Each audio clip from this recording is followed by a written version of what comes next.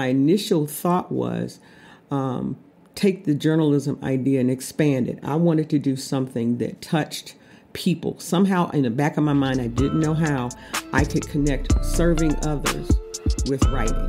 And I loved writing. My teachers always told me I was a good writer. Welcome to Be a Baller Podcast, where we discuss how to build a lifelong legacy. I'm your host, Coach Tim Brown. Today we'll be talking about building a legacy in community service with our special guest, Sister Carol Ware.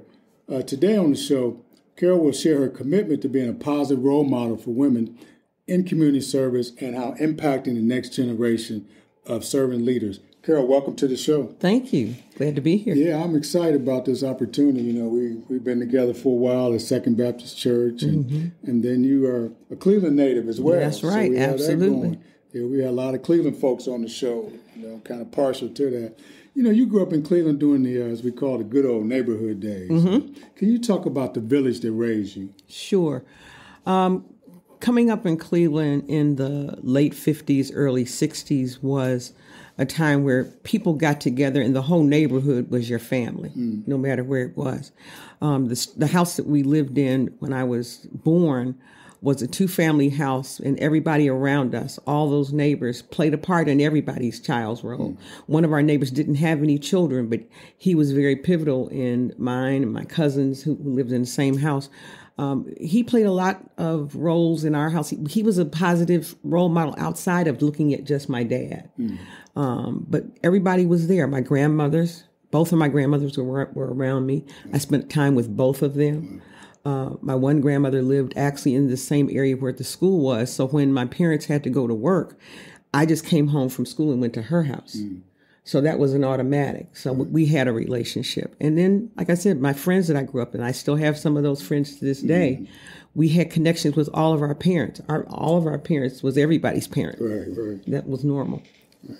You know, I know you went to college and yes, you majored sir. in magazine, journalism, advertising. Yes, sir. What was your inspiration? Were you in the school newspaper at Kennedy? I did do that. When I was at John F. Kennedy High School, I was on the newspaper. I was a part of our yearbook crew, just putting things together. But that really wasn't what drove me. I liked writing, but I also knew that there was more to it than that. My initial thought was take the journalism idea and expand it. I wanted to do something that touched people. Somehow in the back of my mind, I didn't know how I could connect serving others with writing. And I loved writing. My teachers always told me I was a good writer.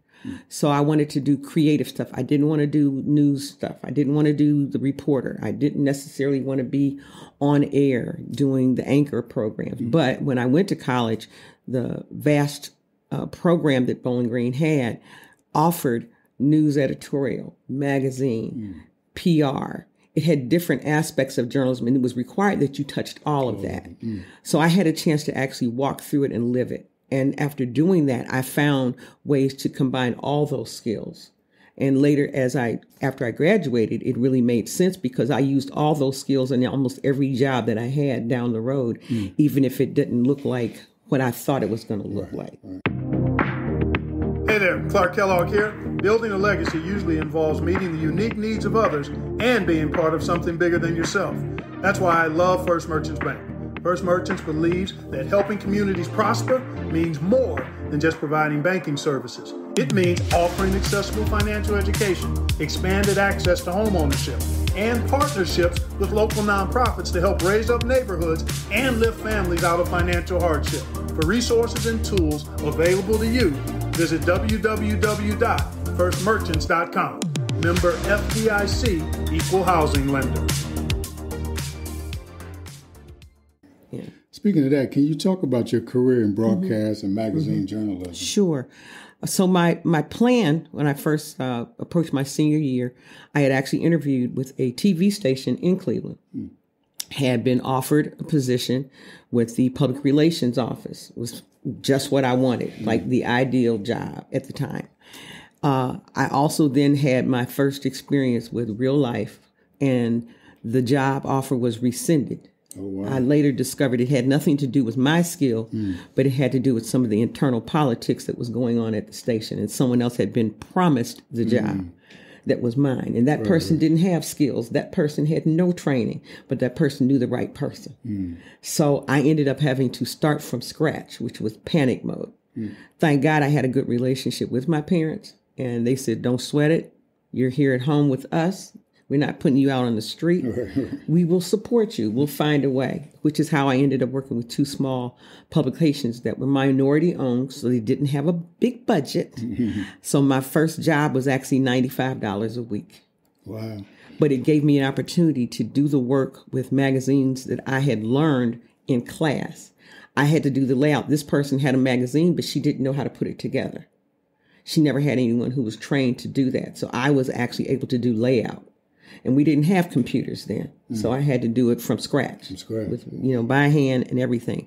But while it didn't make a lot of money, but the experience was valuable. And later with another magazine, same process. And then with a minority-owned public relations firm. And that really helped me to get my feet wet and doing a little bit more.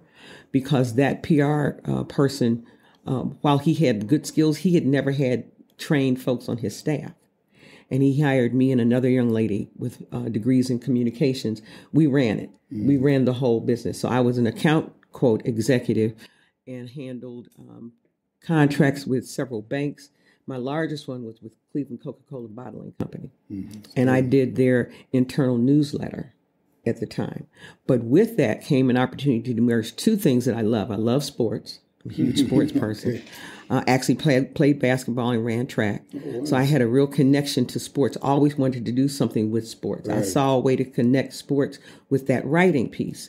Well, it gave me a chance to plan some community events that Cleveland Coca-Cola Bottling wanted to do. And they wanted to do a one-on-one basketball tournament. And with that was a whole weekend of activities, and they would bring in celebrities, celebrity coaches and all kinds of things, players. And because we had the Cavaliers right there, we had Cavs all the time. We did stuff with the Cleveland Browns. Reggie Rucker was one of our constant guests. We did a lot of things with those. So I had a chance to do all of that. That was like a dream job, but it didn't pay. But I said to myself, I got to suck it up. It may not make a whole bunch of money, but it's going to give me the experience that I want and that I need. And I really enjoyed it. I did it for 2 years. And when it was time to go, I actually took a job to move here to Columbus. And that was my eye opener because that was really my first time really on my own. But I was glad I took the time to live life the way I did it. And things didn't come out like the roadmap that I thought I had planned. But it happened and it worked out. The Bible says that all things work together. Absolutely. For the good. And God has a plan and all this. And I learned early that whole piece about the plans I have for you. I didn't understand it growing up, but it all made sense because that was not my plan. When I moved to Columbus, I said 5 years and I'm out of here. And I've been here 38. Knowing that you're a strong woman of faith, being a longtime member of Second Baptist Church, can you talk about your faith journey growing up? Sure. Come from a very close family, rooted and grounded in the church on both sides, both my mom's side and my dad's side. And actually, I grew up in the same church with both grandmothers. Both of them weren't married. My grandfathers weren't in my life at the time. But all of us were in one church. My one grandmother was the minister of music. She was an original member of an older music group that some older folks would recognize, the Wings Over Jordan, which is a historical African-American choir that sang spirituals in the late 30s. And that was history making in itself. But she was the minister of music, so I learned early on. I sang in the choir. I directed the choir at the age like 7. She started me doing all that early. But I also Bible study and doing all the little things that you do in church as a little kid. It was normal. And I never saw it as punishment. It was good. So I grew up knowing that. And even when I went to college, we didn't have a lot of churches necessarily that were available to us, but we found ways to have spiritual connections while we were on campus. There was a chapel on campus and different groups would start and have services and we would pray.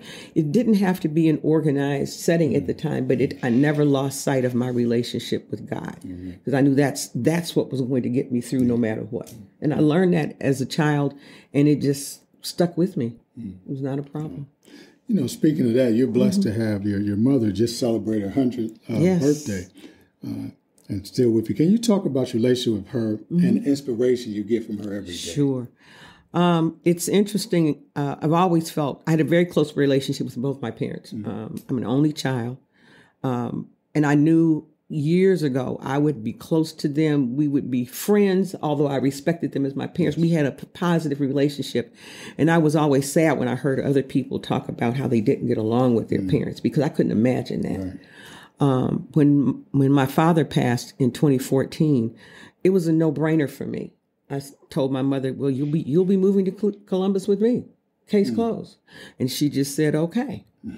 And she's been here. When she first came here, she was 90 years old. And I said, okay, we'll do what we have to do. I made whatever accommodations. I actually made adjustments. I have a space for her in my family room. She has all her bedroom furniture she had at home. I brought it there. I actually bought a sleep sofa so I could stay in that same space. I wasn't going to leave her down there by herself. Part of it is respect, but because I love my mother. Yes. And I thought that was important. And it was for people to say to me, and it was said, wow, you're not going to put her in. There are a lot of nice homes. I said, no, if I can do this, if I can make sure I take care of her, I want her to know that she is loved. And I'm here for her. I promised her. And I promised my dad, little did I know, the night before he passed, because he was not sick. We had conversations. She had a fall. She was in a hospital bed downstairs. And I would get both of them ready for bed, just like kids. And he and I would chit chat and talk. And the last thing he said to me was, take care of your mother. And the next morning he didn't wake up. And when I dealt with that experience, while shocked and yes, hurtful, I looked at him and I said, Dad, I got her. So for me, it's just what I'm supposed to do. And I wouldn't have it any other way. Speaking of that closeness with mom and dad, what are some of those sayings that you remember or that they have that's ingrained in you? Gosh, there's a lot of them. Just some of the little things is never forget where you came from. That's something that was important. Both of my parents believed in serving others, so I got that from them. Didn't recognize it at the time. My father's grandmother, back in the late 1800s, was actually friends with different people that we read about now. Mary McLeod Bethune was one of her friends. And so service and doing things for other people. So they always encouraged me to do that. They always told me to believe in myself. Don't let anybody run you over. And to be proud and to do my best. And those were little things. My father always talked about just because I was a girl didn't mean I couldn't do things. And I didn't understand what that meant as a kid. But as I grew up and I recognized, he was telling me already, you don't have to stay in one lane. A lot of people thought I was going to do education because my entire family is full of educators. My dad was a principal. My mom, taught. I have cousins, and my grandmother was an educator. My uncles, everybody taught school, and everybody just assumed, oh, you'll go and major. And I'm like, no. And my parents were okay with that. They didn't dictate. They took me on college tours before college tours were popular. Both of them were graduates of HBCUs, and they thought it was, a shame that nobody wanted to go to college. You ought to want to, and we're going to help you find a way to get there. So those are the things that just always stuck with me, to think positive. Yeah, and speaking of that, you mentioned a little earlier you were an athlete back in the day. Yeah, back in the day. How was that basketball track experience? Good, because back then, it started actually in elementary school when that wasn't popular, right. Especially then. And our gym teacher was actually a track person. So he built his girls' track team, which was unheard of in an elementary school at the time. Wow. There was only a couple schools in the city that had that. And there was one school who had it dominated. He said, oh, we got the talent. We can do this. Right. And he built us up. Then we ended up winning what was then probably equivalent to the city league type for elementary school and qualified for junior AAU in New York. And I loved it. I didn't realize how much I loved it, but I was also excited because my dad was a track person. He ran track at East Tech in Cleveland and then at Morehouse. So I ran track, did hurdles. I was mostly a sprinter, and then got into basketball in the junior high school and played for a while, played into high school, which was also interesting because back then, girls' sports, nobody even paid attention. Nobody had a clue. But what was significant, my senior year at the athletic banquet, that was the first year the girls' team earned athletic letters because Title IX happened the year before. Wow. So we were the first girls' basketball team at John F. Kennedy High School to receive athletic letters. Wow, that's awesome. So you're right there. Right there. Right there. You know, we know you're a member of a Delta Sigma Theta sorority and have held several local, regional, and national positions. Who are some of the ladies that encourage you to be involved at that higher level? It started really with my mom just telling me, the thing she said to me when I was initiated, there's more to Delta than what you see in front of you.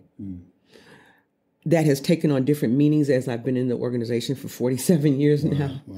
Wow. But I knew that there was more for me to do, but I didn't know what that was. I never saw myself as the person in charge. I was just a worker. But I was exposed to people when I first got out of school and went back to Cleveland. The person who was the first committee that I worked on, the chairperson was Marcia Fudge. Oh, wow. Marcia was a few years ahead of me. She graduated from Ohio State. Right. But Marcia, we know now, is the secretary of HUD. Yeah. She was also the 21st national president in Delta. Then as I came to Columbus and started working on programs and projects and co-chairing events in the chapter, trying to just be low-keyed, I had the blessing to work with several past presidents. They would come and speak for our luncheons. So one of the first people that I met was Hortense Kennedy, who was a past president so many people loved. She was from Michigan, so she was in the region. And as we talked one day when she was coming for our luncheon, she said, I see something in you. You should consider doing something outside of the chapter. And I just kind of okay, right. A couple years later, another now past national president, Bertha Roddy, came for Founders Day, spoke, and she pulled me aside. She said, I'd like to see you do some other things. And I just kind of ignored it. And then when she became president, she actually appointed me to my first national committee. Okay. The team at the Financial Solutions Network is proud to partner with Tim Brown and bring you this episode of Be a Baller. Our mission is to share generously of our time, talent, and financial resources to help our clients develop financial plans and wealth management strategies that allow them to live the lives they imagine, while connecting them with experiences and people that enhance their quality of life. FCA is one of those organizations by helping young men and women through the development of their personal faith. The Financial Solutions Network is an independently owned and managed wealth advisory firm based in Worthington, Ohio. We are a multi-generational professional team of advisors with a combined 83 years of experience teaching and managing financial strategies for individuals, families, businesses, and institutions. We would be honored to help you plan your financial journey. Contact us at 614-505-3025 or visit our website at tfsn.net.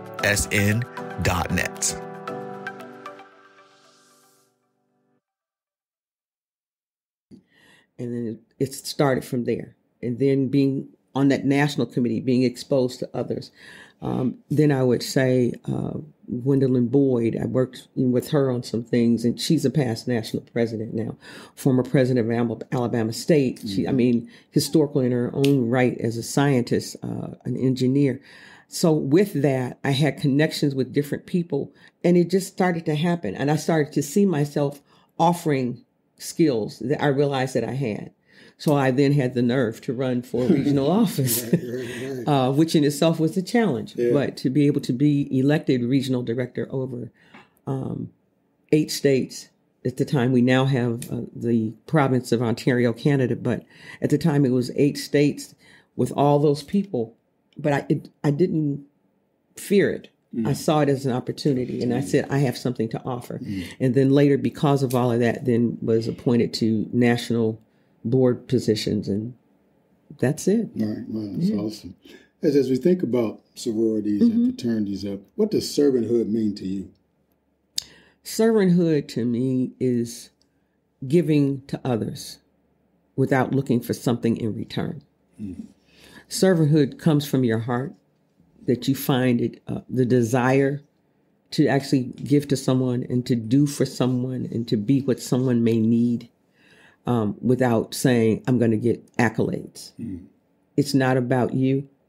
It's about others. And when I look at what we learn as children, even growing up, and what God would want us to do, that's a part of what I see in that servanthood. God doesn't do things for us to get recognized. Why should we?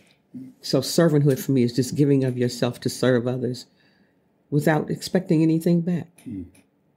Well, that's great. That's a great answer. That's really what servanthood is. Not Absolutely. expecting anything back. Absolutely. Just here to serve. And I've watched that in you. I actually at church, just watching you maneuver around, being real low key.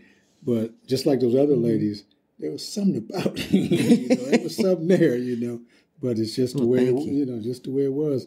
And after 30 years in state government, you retired from the Ohio Department of Medicare, where you were a health equity administrator and served on Ohio Commission on Minority Health for several years. The question is, I've been an advocate for minorities. Why was that fight so important to you? I was blessed to see some things from afar and kind of put the puzzle pieces together. Even back when I was with the PR firm in Cleveland and working with Cuyahoga County Children's Services, we led a program that was then very unique, an outreach program for foster care and adoption, trying to focus on getting more minority parents, because I learned there are a lot of minority children who weren't being adopted or being put in foster care with people who looked like them. And part of it was an education that needed to happen in our community. So I learned that early on. I ended up coming to Columbus because of a job opportunity, and ended up with the state level Department of Child and Family Services, because they wanted to mimic the program we did, which was then One Church, One Child, that started in Illinois. And we put that together in Cleveland. So that started it. So that got me to do more research, pay attention. And when I saw what was happening with that, I began to see other differences in healthcare. But because I didn't work directly with it, that was kind of on the back burner. I later got invited to a position in the Medicaid department, which was still then under the Department of Job and Family Services. So I led children's health and prenatal care programs for the state of Ohio. That was my role as a section area. And after working with that, doing the research, working with medical professionals, had to do a little education, a little mini med school on my own, because I was dealing with medical providers all the time. I learned that there were some differences, even in how, and with my marketing background, we get the word out. We want more people to get their prenatal care early, get their children in for their exams. But the message had to be different because we're talking with different populations. I understood that from a communications background, but everybody else didn't. So I had to share that. So when I kept doing all that, I spent almost 18 years doing the management of those programs. I started working more with the commission at one point. And as I did that and I saw there's disparities, things aren't the same. And we started looking at data, national data, because Ohio didn't have a lot of data at the time. And we talked about the fact that there's some things that we don't recognize in healthcare, the delivery of services, the access to services, how people perceive their service providers, how those providers perceive them. It was a lot of information out there, but nobody wanted to talk about it. It wasn't comfortable. And I remember talking to a chief at the time in 2008, and I shared with him that there's some serious deficiencies in healthcare when we talk about minority populations.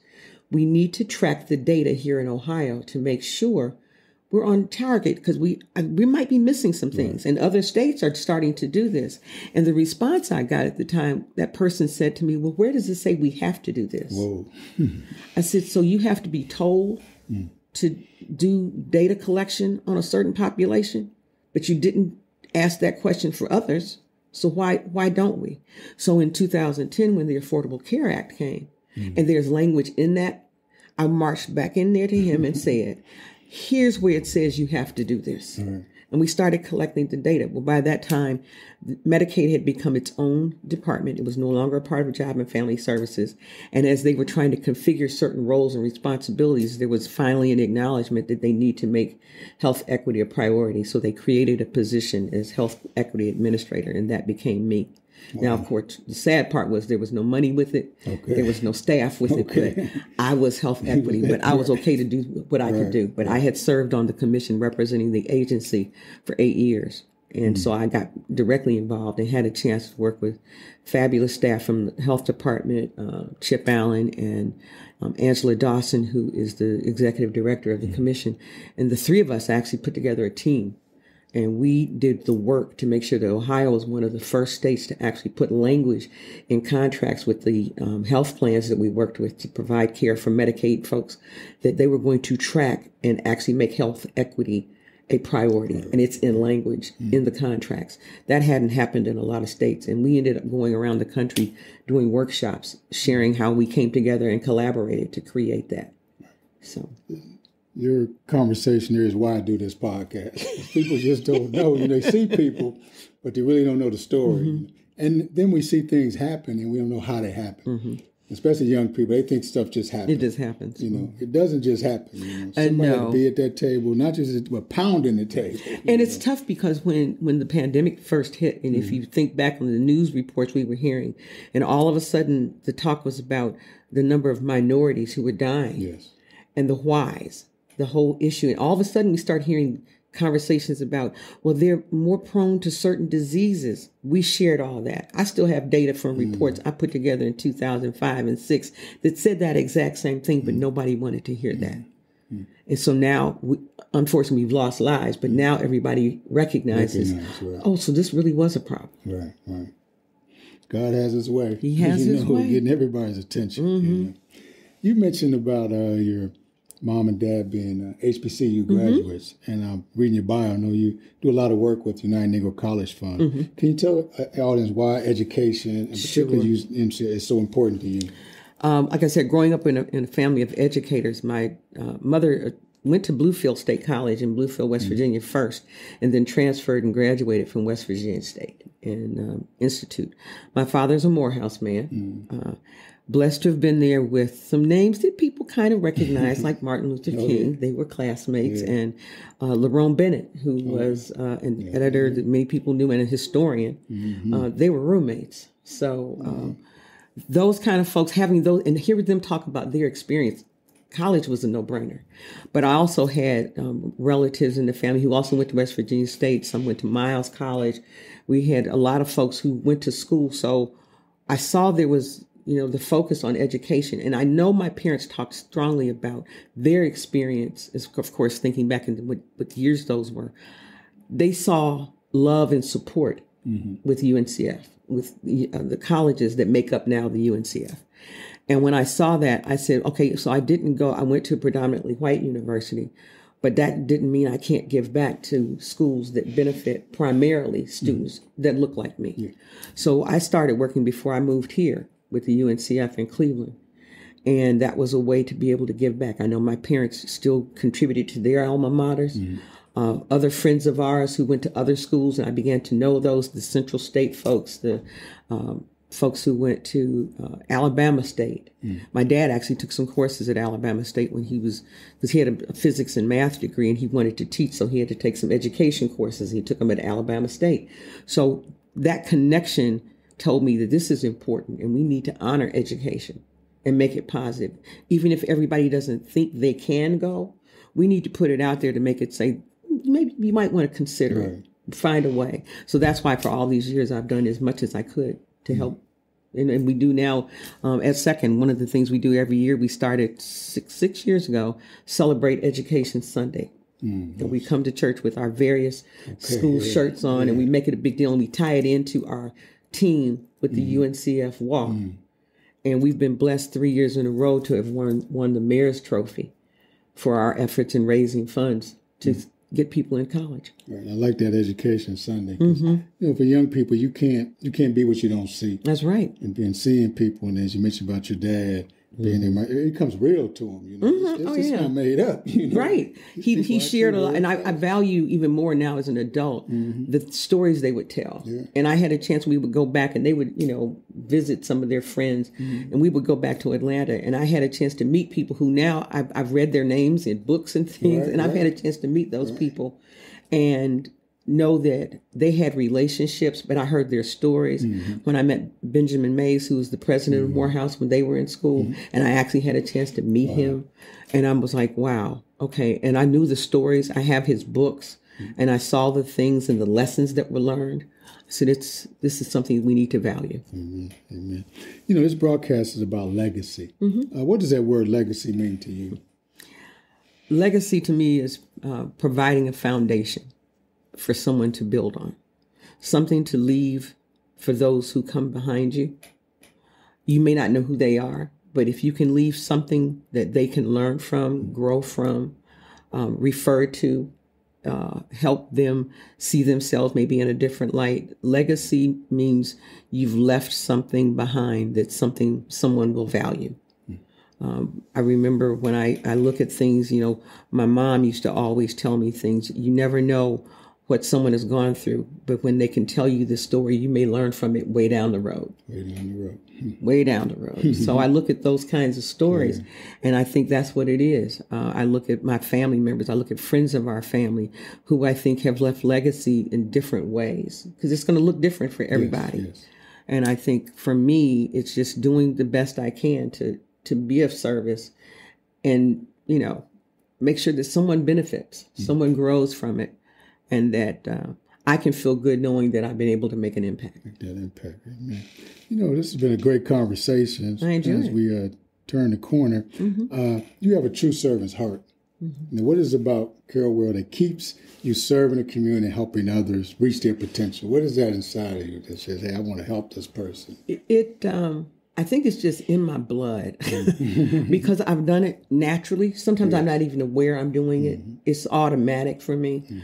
When I retired, my initial vision of retirement was to go and consult and do some things. But obviously, because we know God has his own plan. And when I ended up being permanent caregiver for my mom, even though 10 years ago she was in a little bit better state, she didn't have the dementia and she was a little bit, more agile. But I knew I had a responsibility, so I couldn't do all of those things, but I was trying to find ways to stay connected so I could continue to serve. And while there was a challenge with the pandemic, one of the blessings was technology. When we had Zoom, I could still be on meetings. I could still participate. And I looked for that. It gave me an outlet. It was kind of what gave me some energy to know that I could still offer my service through different vehicles. It may not look the way we've always done it, but it helped me think that big picture of sometimes we have to change how we approach something and still be able to make a difference. So it's just in me. I enjoy it. I just do it automatically. Well, I want to thank you for having me. Being that model, that role model of a couple of things. One is definitely of excellence. Because, like I said, I observe you, and I know everything you've done, from singing in the choir, from everything has been of excellence. Being that model for young people about how to do things the right way, and then doing it in the right spirit. There's not, like you said, with legacy or just serving, not looking to get anything back. It's just what I do. Just what I do. And I'm glad you're able to share your story about your parents and grandparents and just all that's inside of us. Absolutely. And God has a way of getting it out of us. Absolutely. We can't run from it. Thank you for this opportunity to do that. It's been a blessing. And I'm so glad that you made your way to Columbus. Yeah, it worked out. You made your way here. And this city has truly been blessed. Well, thank you. So as we end this broadcast, I want to thank the audience for listening to this Be a Baller podcast and our special guest, Carol Ware. And as always, continue to listen to the podcast. If you enjoyed this episode, please share this podcast with family and friends.